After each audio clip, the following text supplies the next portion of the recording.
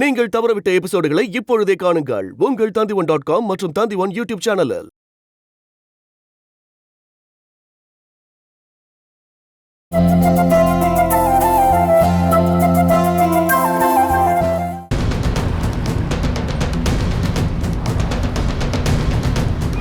என்னம்மா ரொம்ப நேரமா தனியா நின்று இருக்க போல இருக்க? எங்க போனோம்? வா வந்து வண்டியில ஏறு. நீ எங்க போகணுமோ கொண்டு போய் விட்டுறேன். பணம்லாம் நீ ஒன்றும் தர தேவையில்ல. உன்ன மாதிரி பொண்ணுங்களுக்கெல்லாம் என் ஆட்டோ ஃப்ரீ தான். ஒரு சோசியல் சர்வீஸ் தான். போலாம் வரியா? ஒரு வேளை போகிறதுக்கு இடம் இல்லைனாலும் அதையும் நானே ரெடி பண்ணுறேன். ஆட்டோல ஏறு.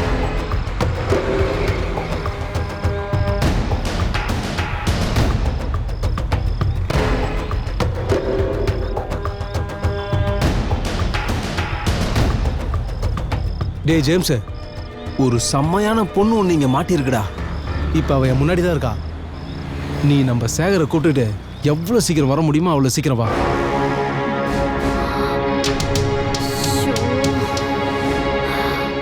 என்னாச்சுமா? கடைக்கு கால் பண்ணப்போ அக்கா முன்னாடி கிளம்பிட்டதா தான் சொல்றாங்க. அக்காவுக்கு காலே போக மாட்டேங்குது. இப்போ ஃபோன் வேற சுவிட்ச் ஆஃப்னு வருது. நீ எதுக்குடி பயப்படுற? கௌரி நந்தன் கூட தான் வந்துட்டு இருப்பா. நீ நந்தனுக்கு ஃபோன் பண்ணி பாரு. கேட்டா தானே விவரம் என்னன்னு தெரியும். கௌரி அக்கா நந்தா கூட இல்லம்மா. அது உனக்கு எப்படி தெரியும்? ஃபோன் பண்ணி பார்த்தா தானே தெரியும். நந்தா இனிமே இங்க வரமாட்டாரு.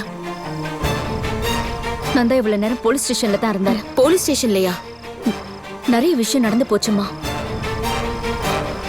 நந்தா கௌரி அக்கா கிட்ட நெருக்கமா பழகுனது அவருக்கு அவளை பிடிச்சதுனால தானே நீங்க என்கிட்ட சொன்னீங்க.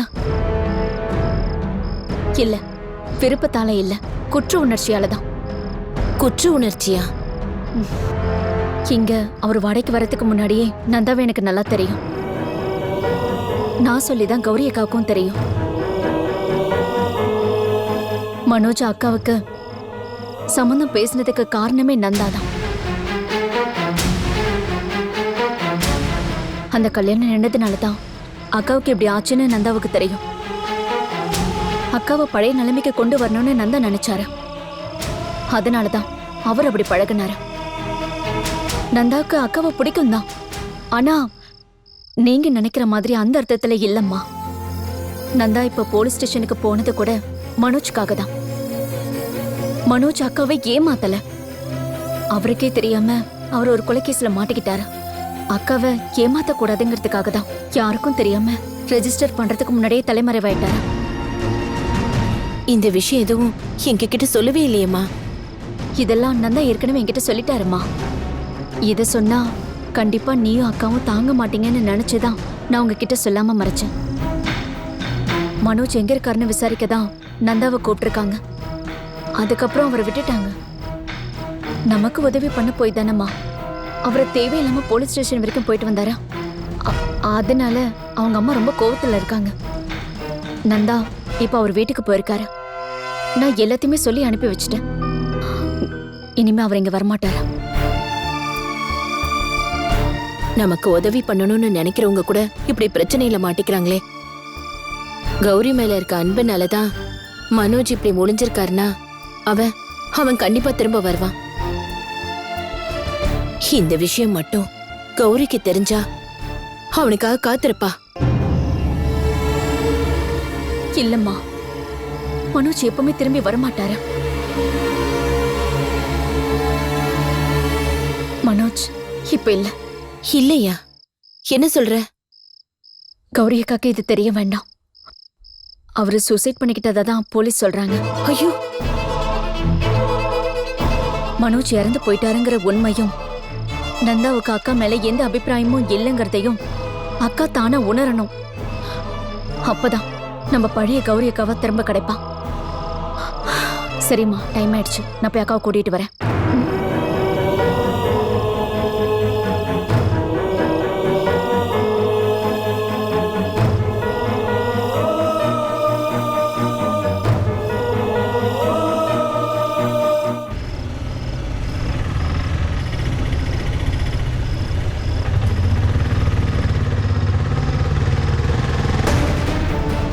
அட நில்லுமா, நீ எங்க போகணும்னு சொல்லு, நான் கொண்டு போய் விடுறேன். வா வாமா. அட வாமா வான்னு சொல்றேன்ல. ஏய் வாடி. புறா புறா. ஏய் இல்ல. ஏய் இல்ல ஓடாத. சீக்கிரம் வா இல்லையா? சீக்கிரம் போ. ஒருத்தன அவ்வளவுதான். ஏய் நில்லு.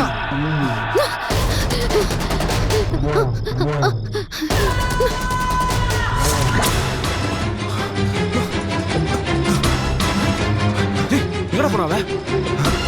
நல்லா தேடுடா.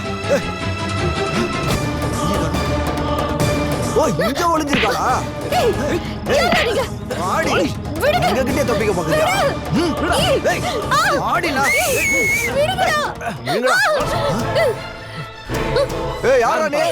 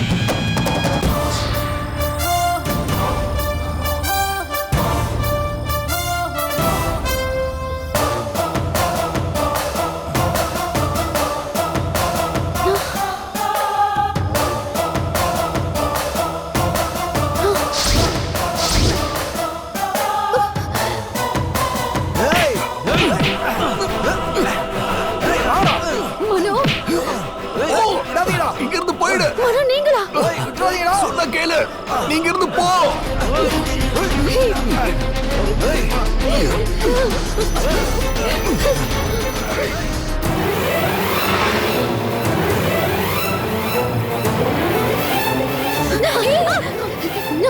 என்னக்கா என்னாச்சு? ரவுடி பசங்க என்ன துரத்திட்டு வந்தாங்க. கடவுளே என்ன சொல்ற? நான் போய் ஒரு மரத்துக்கு கீழே ஒளிஞ்சுக்கிட்டேன். நல்லவேளை எதுவும் ஆகல. அவனுங்க கண்டிப்பா உன்னதான் தேடிக்கிட்டு இருப்பாங்க. நம்ம இப்ப இங்க இருக்கிறது நல்லதில்ல. என்னதான் கத்தி கொடுத்தாங்க, யாரும் இங்க வரமாட்டாங்க அக்கா. முதல்ல நம்ம இங்க இருந்து கிளம்பலாம்பா. காயத்ரி, நீ பயப்பட வேண்டாம். மனு கரெக்டா அங்க வந்துட்டாரு. உனங்களை அடி அடின்னு அடிச்சிட்டாரு. யாரு? மனுதான். அக்கா என்ன சொல்லிக்கிட்டு இருக்க நீ? அங்க மனோஜ் எல்லாம் ஒண்ணும் இல்ல, எல்லாமே உன் கற்பனை தான். கண்ணால பார்த்த நான் என்ன பைத்தியமா? மனுதான் வந்து என்ன காப்பாத்தினாரு. தயவு செஞ்சு என்ன நம்ப காயத்ரி. நான் முன்னாடி மாதிரி இல்ல காயத்ரி. நான் அவரை பார்த்தது உண்மைதான். அக்கா நான் சொல்றத முதல்ல நீ கேளு. நான் சொல்றத முதல்ல நீ கேளு. ரவுடிங்ல அவரை புடிச்சு வச்சுக்கிட்டு என்ன பார்த்து நீ இங்க இருந்து போயிடுன்னு சொன்னாரு. என்ன நம்ப காயத்ரி. அதனால அவரை பார்த்தும் அவர்கிட்ட பேச முடியாம போயிடுச்சு. அவர் அங்கதான் இருப்பாரு. அவனுங்க எல்லாம் போயிருப்பானுங்க. நம்ம போய் அங்க பாக்கலாமா? அக்கா எனக்கு மனோவை பார்க்கணும், அவர்கிட்ட பேசணும். தனியா போறதுக்கு பயமா இருக்குடே. ஷே கூட நீ வரியா? வா வா காயத்ரி. அக்கா அங்க வேண்டாம் அக்கா, மறுபடியும் அங்க போன ஆபத்து தான். அவனுங்க அங்க இருந்து போயிருக்க மாட்டானுங்க. கண்டிப்பா மனோ அவங்கள அடிச்சு விரட்டி இருப்பாரு. இல்ல நான் மட்டும் போறேன். ஐயோ அக்கா நில்லக்கா, அது மனோஜா இருக்காது, எனக்கு நல்லா தெரியும். அது எப்படி உனக்கு தெரியும்? ஒரு வேலை விஷயமா நான் போலீஸ் ஸ்டேஷனுக்கு போயிருந்தேன். அது என்னன்னா, ஆத்துல இருந்து கிடைச்ச பாடி அது மனோஜோட பாடி தான்னு அவருடைய அப்பா அம்மாவே வந்து சொல்லிட்டாங்க. மனோஜ் இப்போ உயிரோட இல்ல. நான் சொல்றது உண்மை. காயத்ரி, நீ என்ன ஏமாத்தணும்னு நான் சொல்றத கொஞ்சமாவது நம்பக்கா. நமக்கு தெரியாம இங்க நிறைய விஷயங்கள் நடந்துகிட்டு இருக்கு. மனோஜ் இறந்துட்டாருங்கிறது உண்மைதான்.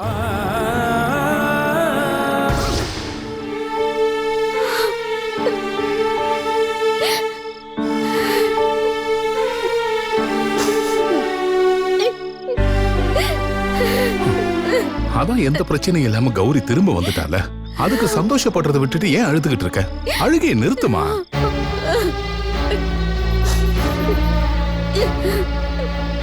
நீயே இந்த மாதிரி இடிஞ்சு போயிட்டா உங்க அம்மாவோட நிலைமையை யோசிச்சு பாத்தியா?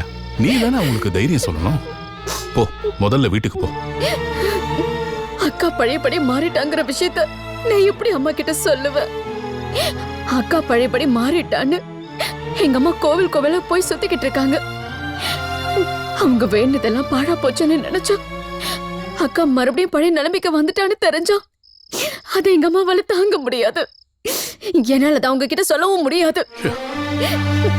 ஒருவேளை கௌரி சொல்றது உண்மையா இருந்தா அவளை யாராவது தொந்தரவு பண்ண முயற்சி பண்ணிருப்பாங்க. யாரோ ஒரு ஆள் அவளை காப்பாத்தினது கூட உண்மையா இருந்திருக்கலாம். கௌரி சொன்னது மாதிரி அது மனோஜா இருந்தா? மனோஜ் திரும்பி வரமாட்டாரு ராஜேஷ். அடையாளமே தெரியாத ஒரு பாடியை காட்டி அது மனோஜ் இதுதானே சந்தேகப்பட்டு போலீஸ் அவங்க அப்பா அம்மா கூப்பிட்டு காமிச்சிருக்காங்க. அவங்க தான் கன்ஃபார்மே பண்ணிருக்காங்க. சூசைட் பண்ணிக்கிட்டாருன்னு தான் மத்தவங்க சொல்றாங்க. ராஜேஷ், மனோஜோட இறுதி சடங்கு கூட முடிஞ்சிருக்கும். உயிரோட இல்லாத ஒருத்தர் எப்படி அக்காவை காப்பாத்திருக்க முடியும்? அது அவளுக்கு புரிய மாட்டேங்குது. எனக்கும் அப்படிதான் தோணுது. அப்புறம் கௌரிக்கு உடம்புல ஏதாவது அடிபட்டு இருக்கா? சின்ன சின்ன கீரல்கள் இருக்கு. அவளை பிடிச்சு தள்ளி விட்டுருக்காங்க. அந்த பொறுக்கிங்க கிட்ட இருந்து யாரோ ஒருத்தன் வந்து கௌரியை காப்பாத்திருக்கான். காப்பாத்தினவன கௌரி மனோஜ்னு நினைச்சிருப்பா. இப்படிதான் ஏதாவது நடந்திருக்கணும். அப்படிதான் நடந்திருக்கும். காலையில விடியட்டும், கௌரிய ஹாஸ்பிட்டல் கூட்டிட்டு போணுமா என்ன ஏதுன்றத பத்தி நம்ம பேசுவோம். சரிம்மா, இப்ப நீ வீட்டுக்கு போமா, இல்லைன்னா உங்க அம்மா உன்னை தேடி இங்க வந்துருவாங்க. போமா.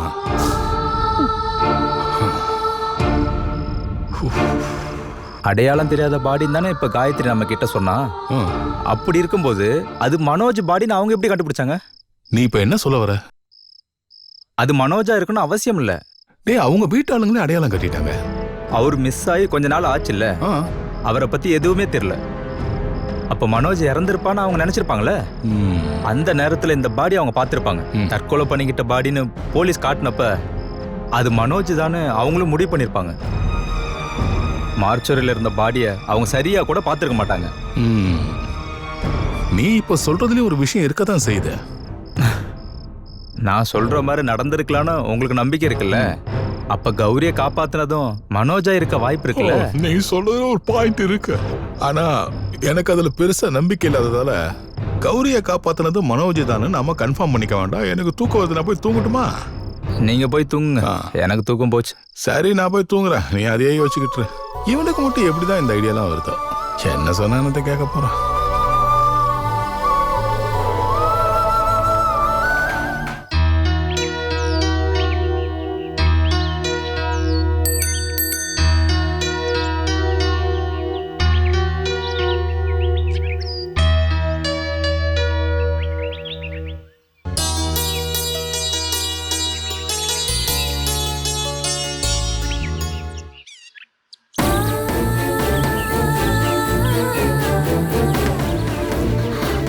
அக்கா,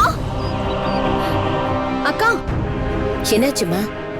இதுல மனோஜுடைய போட்டோவும் அவர் இறந்ததை பத்தியும் போட்டிருக்காங்க. இத பார்த்தாவது அக்கா புரிஞ்சுப்பால்ல? காயத்ரி, என்னம்மா? 2 பொறுக்கிங்க கிட்ட ஒரு பொண்ணு மாட்டா, அந்த பயம் அவன் மனசுல இருந்து அவ்வளவு சீக்கிரமா போயிடாதுமா. ஆனா அப்படி ஒரு சம்பவம் நடந்தும் கௌரி பயந்த மாதிரியே தெரியலையே. நீ அதை கவனிச்சியா இல்லையா? அவ சந்தோஷமா தானே இருந்தா. நீ என்னம்மா சொல்ல வர? அவளை காப்பாத்தினது மனோ இல்ல, அது எனக்கு தெரியும். ஆள் நடமாட்டம் இல்லாத இருட்டான இடம் தானது. தன்னை காப்பாத்த வந்த யாரையோ அவ மனோன்னு நினைச்சிருக்கலாம். எனக்கும் அப்படிதாம்மா தோணுச்சு. வெளிச்சம் இல்லாத இடத்துல சத்தம் கேட்டதுனால மனோஜ்னு அக்கா நினைச்சிருக்கலாம். மனோ எங்கேயோ இருக்கான்ற நம்பிக்கையில தான் அவ இப்ப ரொம்ப சந்தோஷமா இருக்கா. இந்த செய்தி அவ பார்த்தானா அவளால நிச்சயமா இதை தாங்கிக்கவே முடியாது. அவளை ரொம்ப ஜாக்கிரதையா பாத்துக்கணும்னு டாக்டர் உன்கிட்ட தானே சொன்னாரு, ஞாபகம் இருக்கா இல்லையா? சொல்ல வேண்டாமா, அவ அவளோட நம்பிக்கையிலேயே இருக்கட்டும். அந்த நம்பிக்கை அவளுக்கு சந்தோஷத்தை தானே கொடுக்குது. அவ இப்ப இருக்க நிலைமையில அவளுக்கு சந்தோஷம் தானேம்மா முக்கியம். எத்தனை நாளைக்குமா இந்த சந்தோஷம்? இறந்து போன ஒருத்தர் உயிரோட இருக்கிறதா நினைச்சு அவ எத்தனை நாளைக்கு சந்தோஷப்படுவா? நீ சொல்லுமா. அது எனக்கு தெரியல.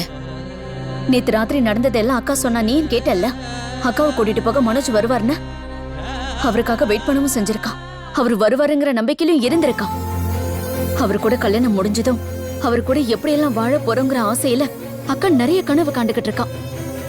அதெல்லாம் எதுவும் நடக்க போறது இல்லைன்னு அக்கா கிட்ட சொல்றது நல்லது. அதுக்கு இதுதான் கரெக்ட். அப்பதான் அவளுக்கும் புரியும். நீ சொல்றதுலயும் ஒரு அர்த்தம் இருக்கு. ஆனா எனக்கு ரொம்ப பயமா இருக்குமா. ஒரு கண்ணாடி மாதிரி தான் நம்ம கௌரியோட மனசு. எப்போ உடைஞ்சு போகும்னு தெரியாது. நம்ம எவ்வளவு போராடி பார்த்துட்டோமா.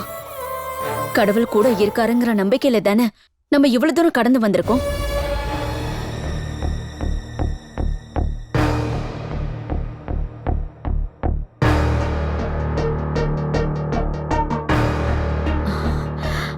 நீ பாத்ரூம்குள்ள போய் 40-45 நிமிஷம் ஆகுது.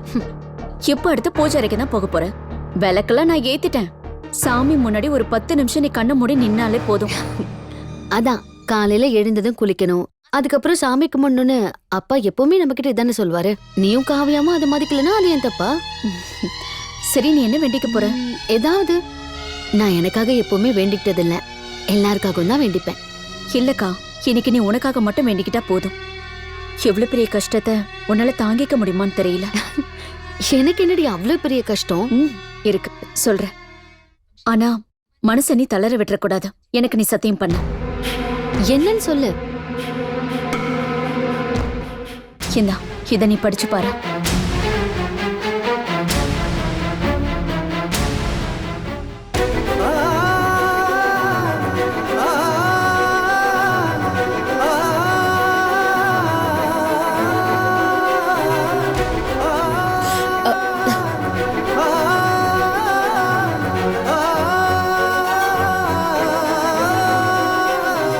கௌரி,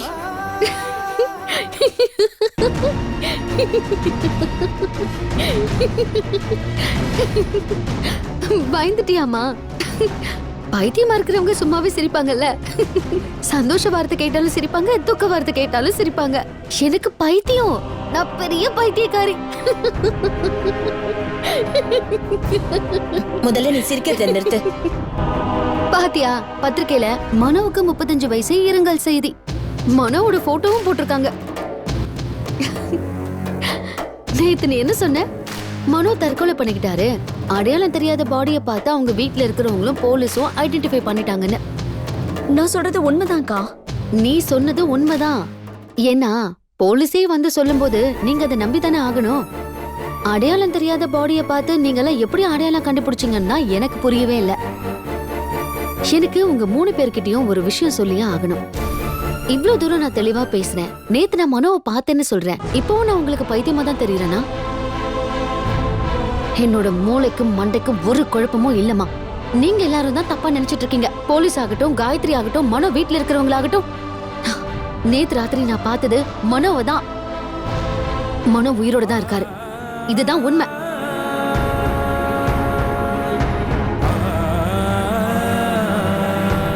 அவளோட நம்பிக்கை ரொம்ப ஆழமா இருக்குமா.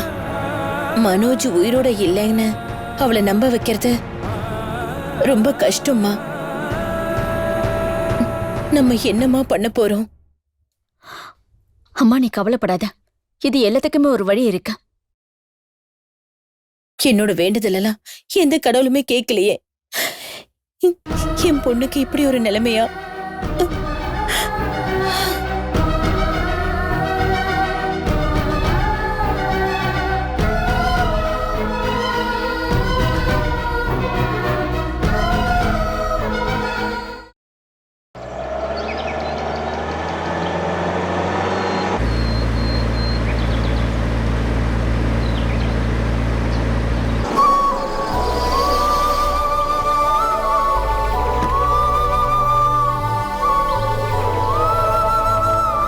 நான் இப்பதான் உங்க வீட்டுக்கு போயிட்டு வரேன். வீடு போட்டி இருக்கிறத பார்த்துட்டு எங்கன்னு தெரிஞ்சப்போ பக்கத்து வீட்டுல இருக்கிறவங்க தான் நீங்க ஹாஸ்பிட்டல் போயிருக்கிறதா சொன்னாங்க. மனோஜ் இன்னைக்கு வருவான், இன்னைக்கு ராத்திரி கண்டிப்பா வருவான்னு காத்துக்கிட்டு இருந்தா அவ. மனோஜ் போயிட்டான்னு தெரிஞ்சதும் பாவம் அவ உடைச்சு போயிட்டான். நானும் கேள்விப்பட்டேன், பேப்பர்லயும் பார்த்தேன். ஆனா எல்லாமே உண்மையா இருக்குன்னு அவசியம் இல்லையே. அத சொல்லி உங்களுக்கு புரிய வைக்கலன்னு தான் நான் உங்க வீட்டுக்கு வந்தேன். மனோஜ் போயிட்டான், என் மகன் போயிட்டான். நானே பார்த்தேன். மார்ச்சரியில 3 நாள் குளத்துல கடந்து அழுகின என் பையனை நானே பார்த்தேன். அங்கிள், கடவுள் தந்த தண்டனமா? உங்ககிட்டயும் உன்னோட அக்கா கிட்டயும் நானும் சோபாவும் பண்ண தப்புக்கு கடவுள் தந்த தண்டனமா?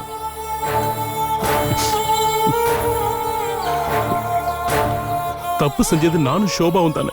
அதுக்கு எதுக்கு அந்த கடவுள் என் பையனோட உயிரை எடுக்கணும்? எங்க உயிரை எடுத்திருக்கலாம்ல. அன்னைக்கு கௌரிய கல்யாணம் பண்ண சம்மதிச்சிருந்தா இந்நேரம் எங்க பையன் எங்க கூட இருந்திருப்பான். அவனோட சாவுக்கு காரணம் நானும் அவனோட அம்மாவும் தான். இத்தனை வருஷம் பாராட்டி சீராட்டி வளர்த்த எங்க பையன் மனோஜ நாங்களே சாகடிச்சிட்டோம்.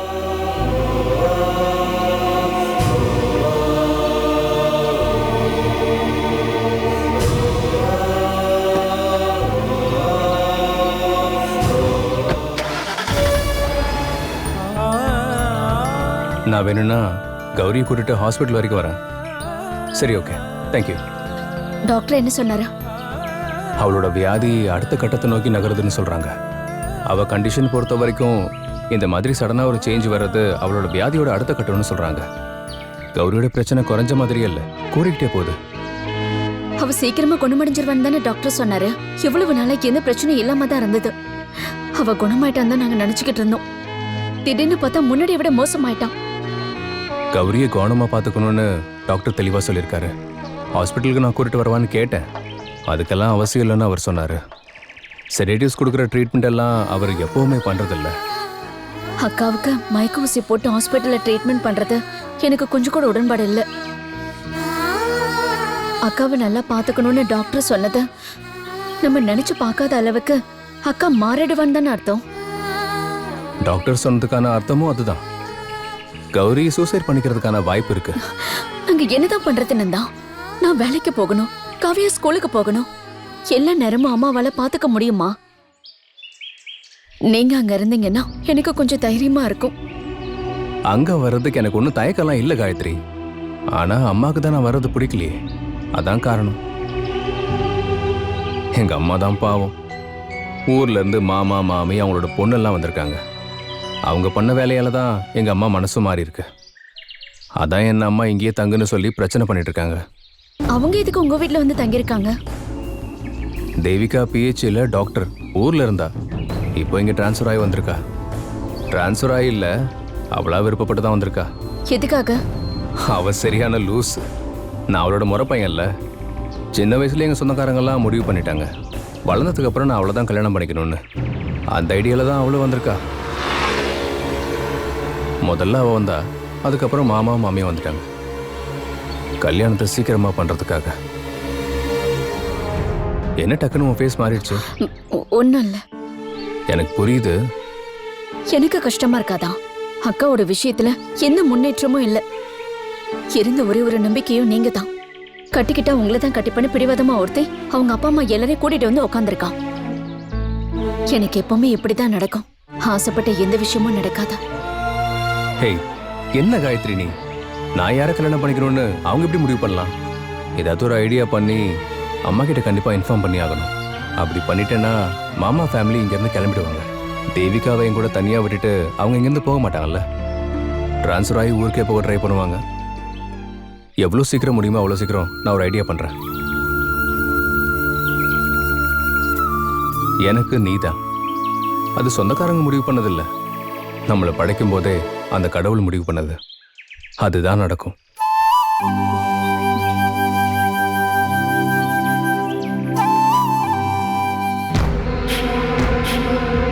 நம்ம எதுக்குக்கா இப்ப இங்க வந்திருக்கோம்? இங்க வச்சுதானே நான் மனோவை பார்த்தேன். நான் சொன்னதுதான் நீங்க யாருமே நம்பல. எனக்கு தான் பைத்தியம்னு நீங்க எல்லாம் சொல்றீங்களே. மனோவை நேர்ல பார்த்தா உனக்கு நம்பிக்கை வரும்ல. நீ சொன்னா அம்மாவும் காயத்ரியும் நம்புவாங்க. சரி வா, வா என் கூட. எனக்கு பயமா இருக்கக்கா. நான் இருக்கும்போது என்னடி பயம்?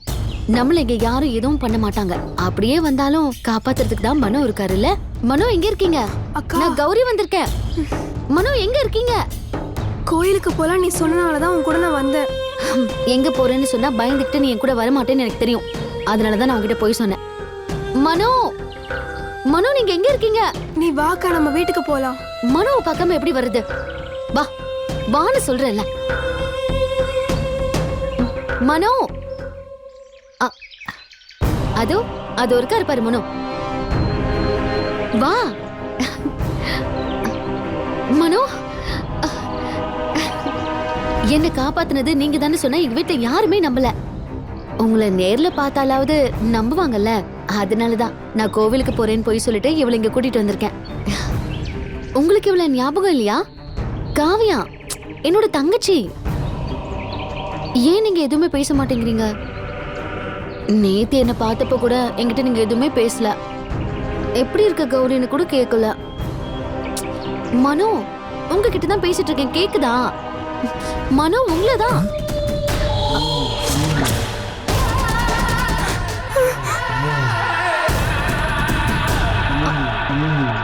காவியா, நில்லு. காவியா,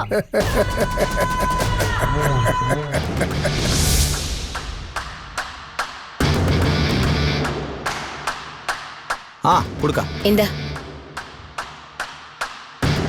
அது சரி, வீட்டு ஓனருக்கே தெரியாம வீட்டை காலி பண்ணலாமா? பெரிய காலேஜ் வாத்தியார் நினைப்பா அவனுக்கு. கொஞ்சமாச்சும் மரியாதை தெரியுதா? நந்தா நம்ம வீட்டு மேல இருந்தது எங்களுக்கு ஒரு நம்பிக்கையும் தைரியமும் இருந்துச்சு. ஆனா என்ன பண்ண முடியும்? அவங்க அம்மா வீட்டுக்கு போன பையனை நம்ம கட்டாயப்படுத்தி கூட்டிட்டு வர முடியுமா? எதுக்கு கூட்டிட்டு வரணும்?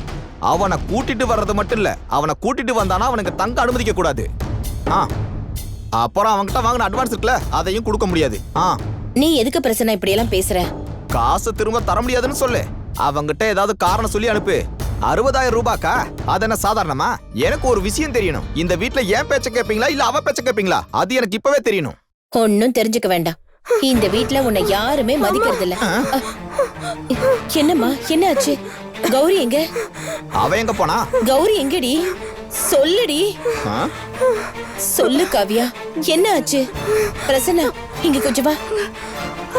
இவளும் கௌரியும் கோயிலுக்கு ஒண்ணா போனாங்க. இவன் மட்டும் திரும்ப வந்திருக்கா. கௌரி எங்கன்னு கேட்டா எதுவும் சொல்ல மாட்டேங்கிறா. என்னன்னு கேளு.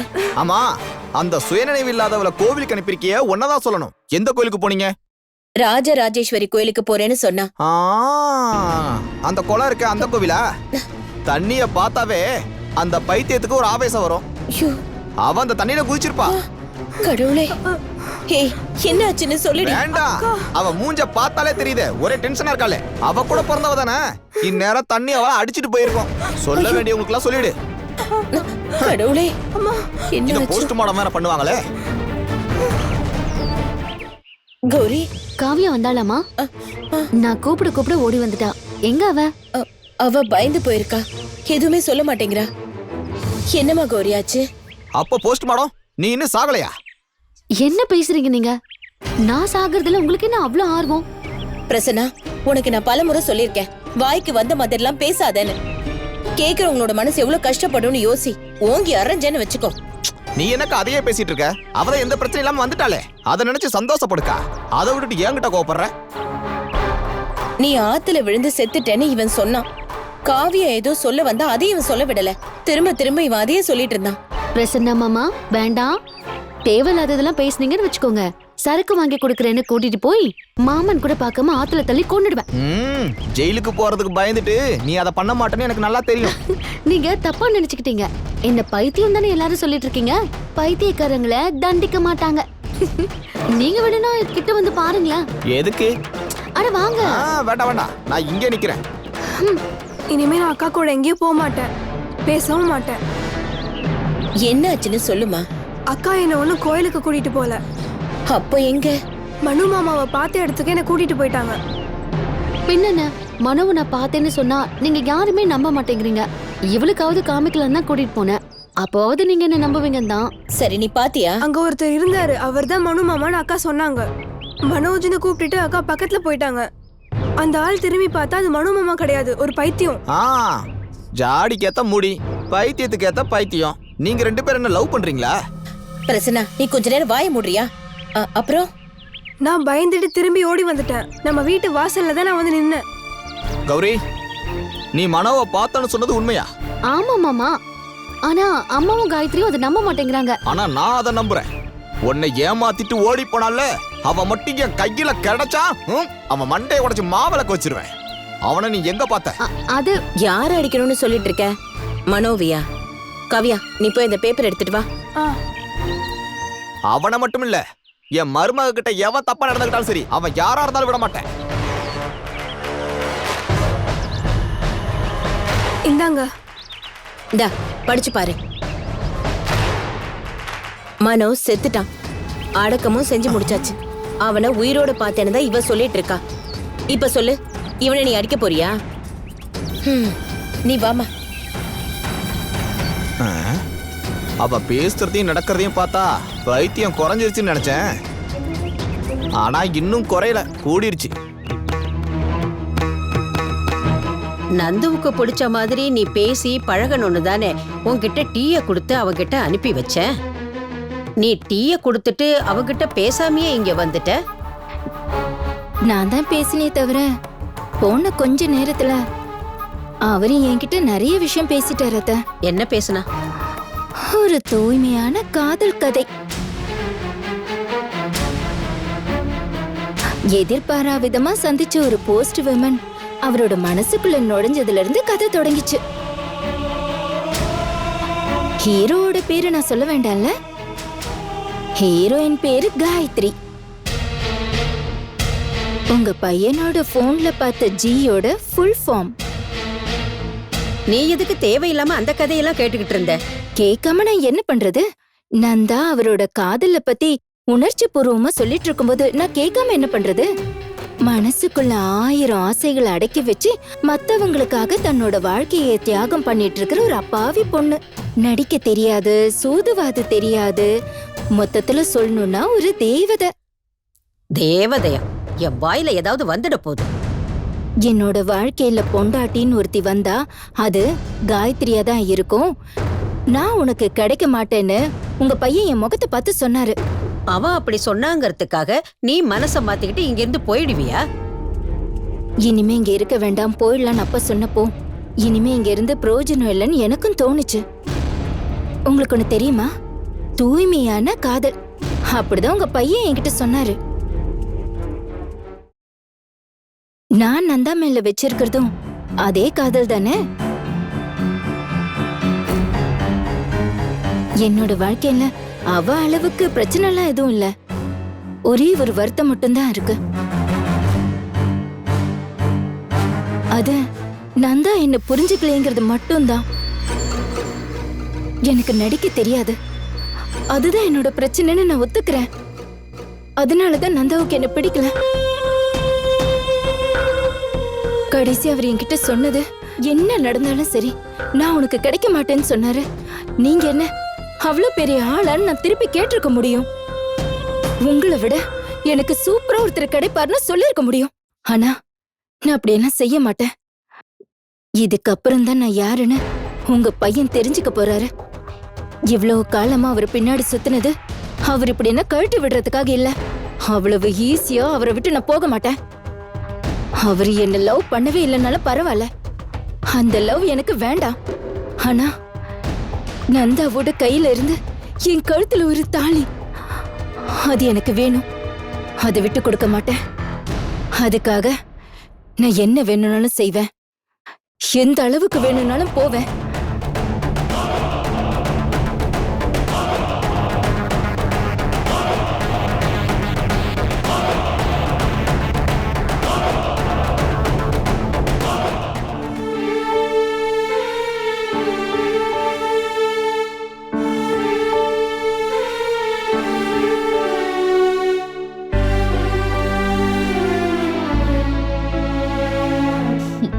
இந்தம்மா. அம்மா, என்னம்மா யோசிக்கிற? மனோவை பார்த்தேன்னு சொன்ன இடத்துக்கு கௌரி இன்னைக்கு போயிட்டு வந்திருக்கா. அக்காவை பாத்துக்கோங்க நான் தான் சொன்னேன்லம்மா. மனோஜை கண்டிப்பா பாப்போங்கிற நம்பிக்கையில அக்கா மறுபடியும் இந்த இடத்துக்கு போவா நான் தான் உங்ககிட்ட சொல்லிருக்கேன்ல. கோயிலுக்கு போறேன்னு சொன்னதுனாலதான் நான் சரின்னு சொன்னேன். கூட காவியாவையும் அனுப்பி வச்சேன். அப்புறம் அங்க பைத்தியம் மாதிரி யாரோ இருந்ததா காவியா சொன்னா.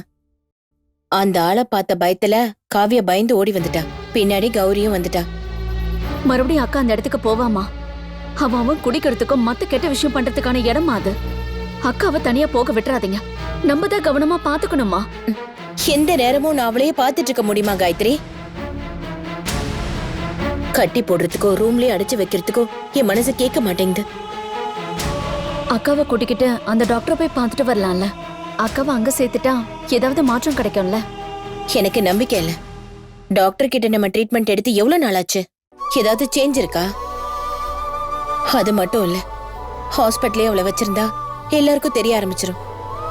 ஊர்ல எல்லாரும் அவங்களுக்கு தோணுன மாதிரி கண்டதை பேசுவாங்க. அதை தவிர என்ன பண்ண முடியுமா? வியாதி வந்துருச்சுன்னா மருந்தும் மந்திரமும் வேணும்னு பெரியவங்க சொல்லுவாங்க. மருந்து கொடுத்து பார்த்தாச்சு. யாராவது மந்திரவாதியை போய் பார்க்கலாமா? என்னம்மா நீ இப்படி பேசிக்கிட்டு இருக்க?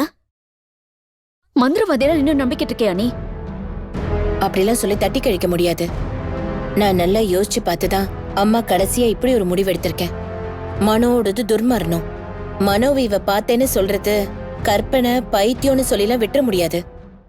அப்படி இல்லாம மனசுக்கு பிடிச்சவங்க முன்னாடி இறந்து போனவங்க காட்சி அளிப்பாங்கன்னு சொல்லி பெரியவங்க சொல்லி நான் கேள்விப்பட்டிருக்கேன்.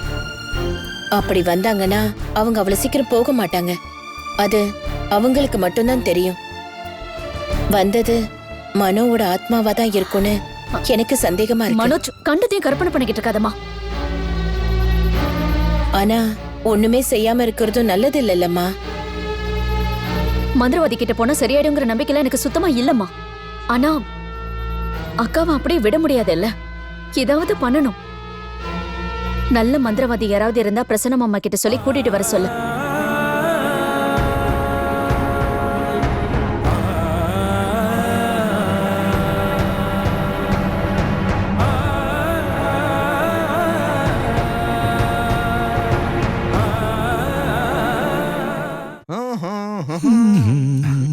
அப்பா பிரசன்ன அங்கிள் வராரு.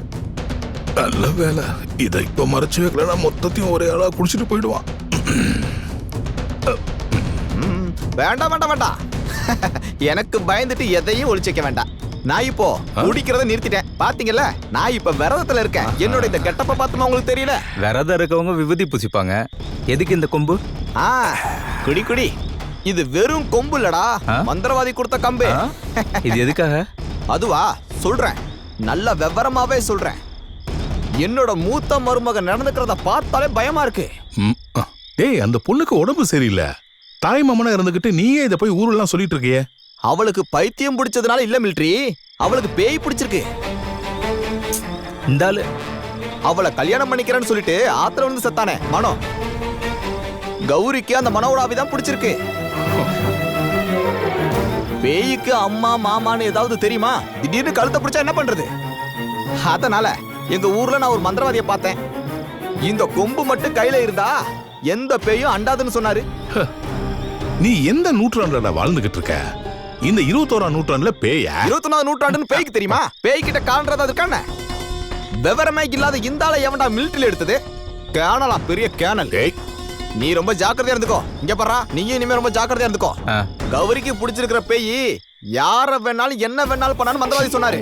என்ன பாரு, எதுக்கு எடுத்தாலும் கையோ உங்கிற இந்த கேனலுக்கு பேய் பிடிச்சா நாம என்ன பண்றது? யோசிச்சு பாரு. அன்னைக்கு என் கையால வாங்கினது நீ மறந்துட்டியா? எப்படி மறக்கிறது மிலிட்டரி? இங்க பாருங்க அங்கிள், சொல்றா. ஒரு ஆளுக்கு நோய் வந்துருச்சுன்னா அது மனசுக்கா இருந்தாலும் உடம்புக்கா இருந்தாலும் டாக்டர்கிட்ட தான் காமிக்கணும். அதை விட்டுட்டு மந்திரவாதி கிட்ட இல்ல. இந்த மாதிரி ஆளுங்களை கூட்டிட்டு வந்தா நோய் போகவே போகாது. அதோட முழு பைத்தியமாக கூட வாய்ப்பு இருக்கு. அவன் இப்ப சொன்னதுதான் சரி. ஒரு பொண்ணோட வாழ்க்கையில விளையாடுறது உனக்கு அவ்வளவு சந்தோஷமா இருக்கா? ரம்மா மந்திரவாதி சொன்னாரு, ராத்திரி நேரத்துல பயமா இருந்தா வேணா 2 ரவுண்ட் அடிச்சுக்கணும் சொன்னாரு. ஜோஷியர் சொன்னதால உனக்கு ஒரு 2 ரவுண்ட் தரவா? அந்த சோடா எடுத்து அத நான் எடுத்துக்கிறேன். வா வா வா. மிலிட்டரி இதெல்லாம் ஒரு புண்ணியம் நினைச்சுக்கோங்க.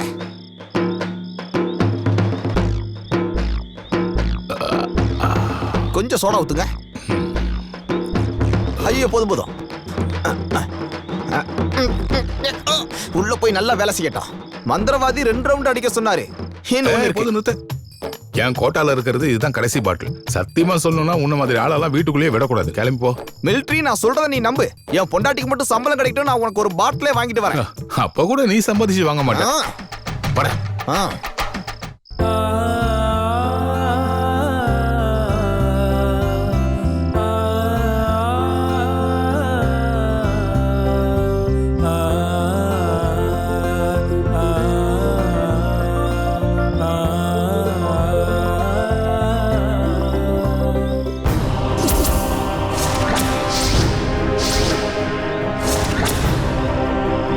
மனோ, நீங்களா? நீங்க இருந்து போ.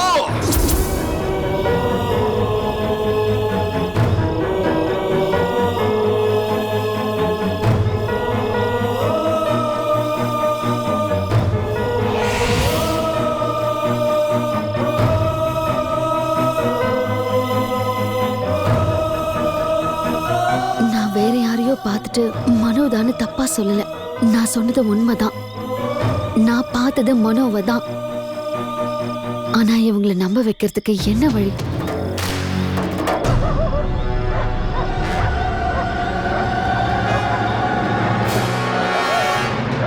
நான் பைத்தியம் இல்லைன்னு புரிய வைக்கணும்னா அது மனோ வந்தாதான் முடியும். எல்லாரும் முன்னாடியும் மனோவை கொண்டு வந்து நிறுத்தினாதான் இதுக்கு ஒரு வழி பிறக்கும். கண்ணால பார்த்தா தானே அம்மாவும் காயத்ரியும் நம்புவாங்க. இதெல்லாம் நான் எனக்குள்ளேயும் வச்சுக்காம மனோ கிட்ட சொல்லணும்னா மனோ எங்க இருக்காருன்னு எனக்கு தெரியணும்.